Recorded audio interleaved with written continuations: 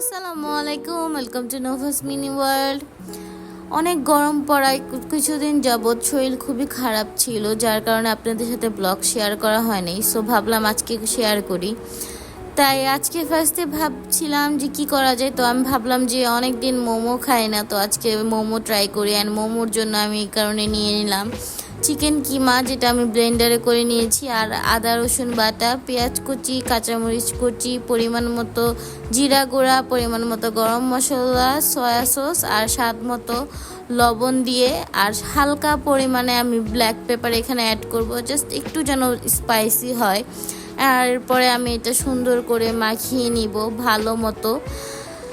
এরপরে আমি একটা বাটিতে 1 কাপ ময়দা নিয়ে নিব, আর ময়দার সাথে অল্প পরিমাণে লবণ আমি অ্যাড করব, আর সাথে 1 চামচ আমি এখানে সয়াবিন তেল বা রান্নার তেল যে যেটা ইউজ করেন ওইটা আর কি দিয়ে দিলেই হবে।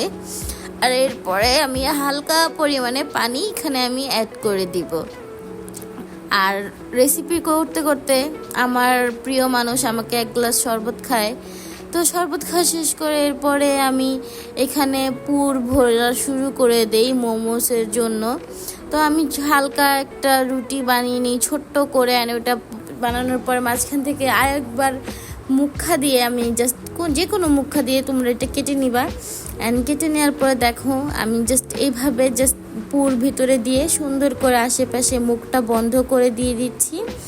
এখন শুধু আমি এটা একটা শেপ দিব, তো যে কোনো শেপেই তোমরা খেতে পারো।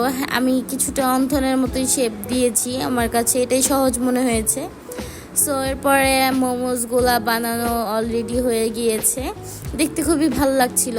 এরপরে আমি চুলায় একটা পাত্রে গরম পানি হতে বসিয়ে দিয়ে দিই, আর এরপরে আরেকটা কি বলবো আমি এটাকে, আমি এটার নামও ভুলে গেছি, খেয়াল নাই, সরি।